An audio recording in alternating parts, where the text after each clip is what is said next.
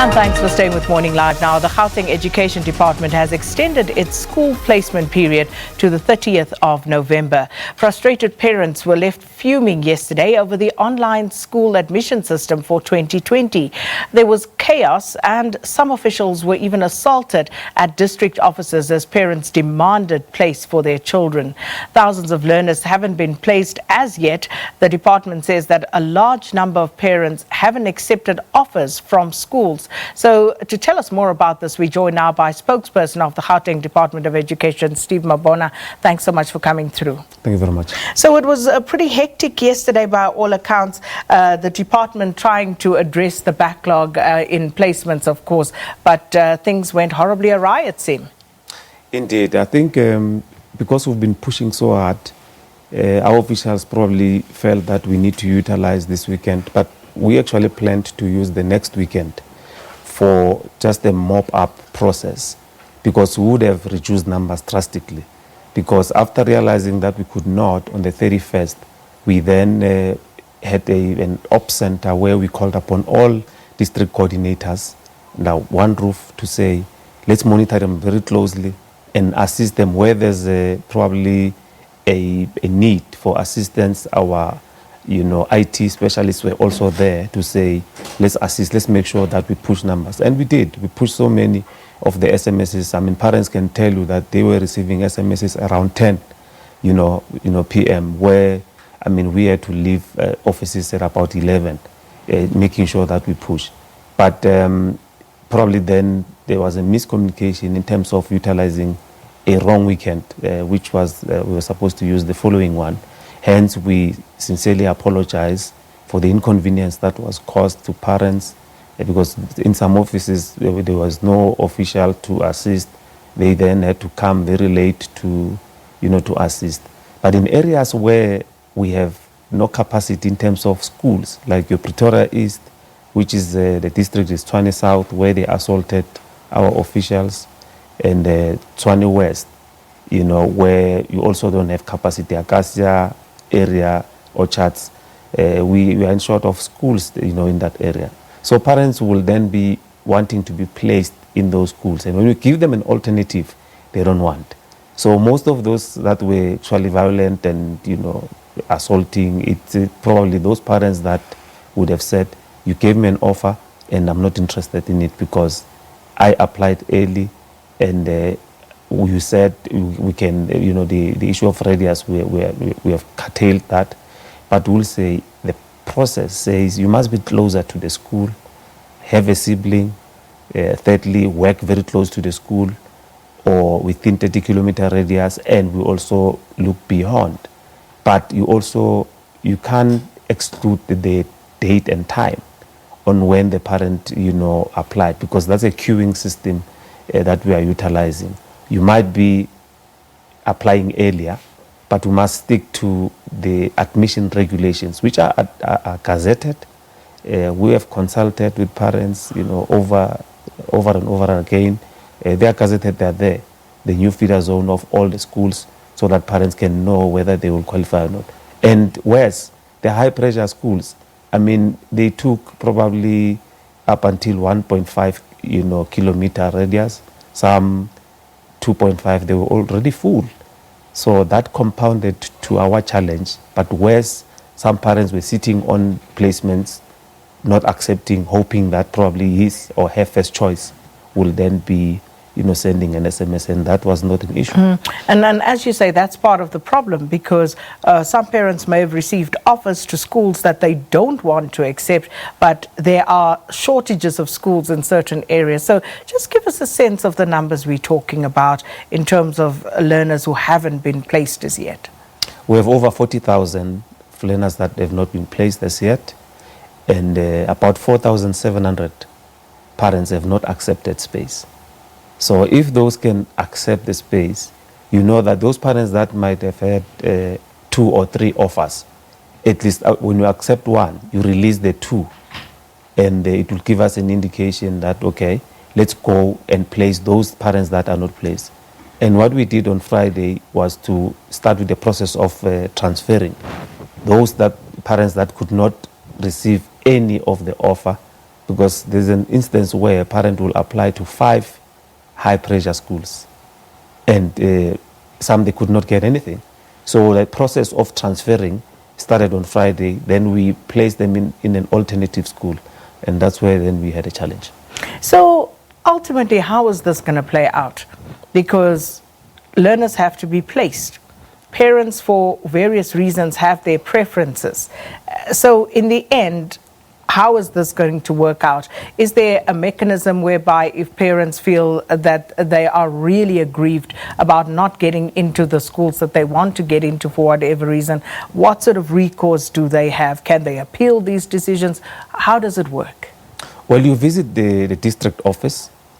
One, they should be in a position to assist you before even taking an objection, because an objection is a formal process. But when they go into the system and you say, I have a sibling there, and they check probably that you have a sibling and the school can still accommodate more. Because there are those schools that took some concessions, then said, okay, because we see that there are siblings here, let's take more, more than what the capacity is. Then we'll improvise and find a way on how we manage. But they can't now overcrowd it, So the objection process will then be a form that you will fill, and then the district office must manage that. If that fails, then you can still appeal to the MEC. So, but then you must start with an objection at the district. If that fails, they will then guide you on the appeal process, which will then lead to the MEC. The officials will go through it and recommend to him, if there was no justification for you not to get space there, he will overrule the school, and then the parent will be placed. That's the process to be utilized for the objection.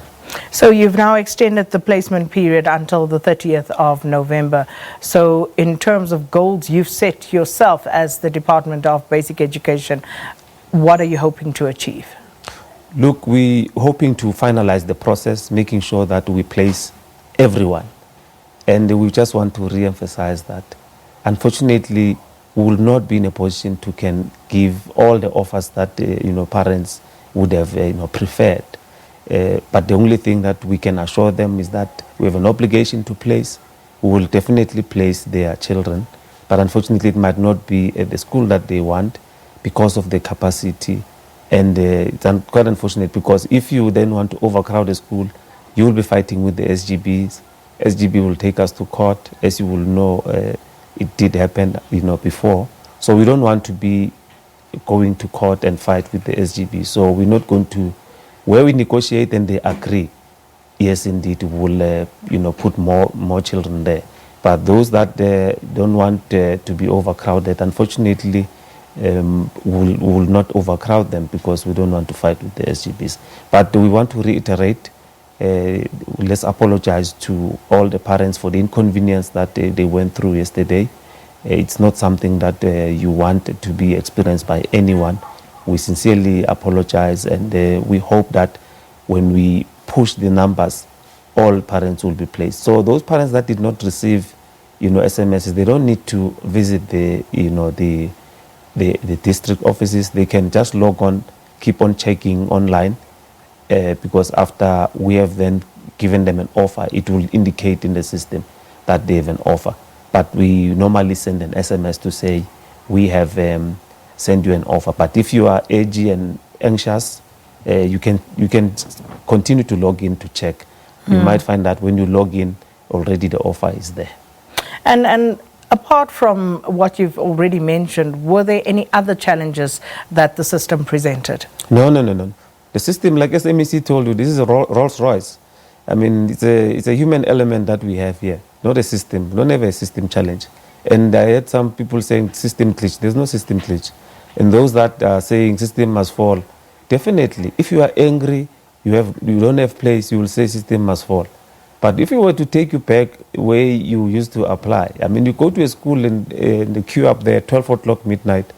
After putting your application there, there's no recourse. They take your application and throw it in the dustbin.